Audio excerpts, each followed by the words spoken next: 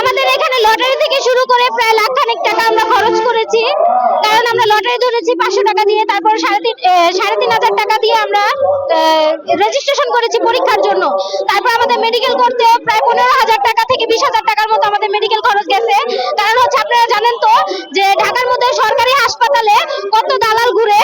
কারণ আমাদের যে মেডিকেল করতে দিয়েছিল ওই সময়টা আপনার শবে বরাতের কারণে সরকারি ছুটি চলতেছিল, যার কারণে আমাদের অনেক ভোগান্তিতে পড়তে হয়েছে। আমরা এই পর্যন্ত রোস্টার পর্যন্ত আসছি। আপনি চাইলে যে কাউকে ধরে রোস্টারে বসাতে পারেন না। আমরা যোগ্য বিধায় আমাদেরকে রোস্টার করা হয়েছে।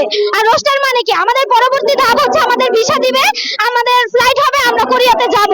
কিন্তু এই পর্যায়ে এসে আজকে 2-3 বছর অপেক্ষার পর ওনারা যদি বলে আপনি ডিলিট, তাহলে এটা কে মানবে? এটা কি আমরা মানবো?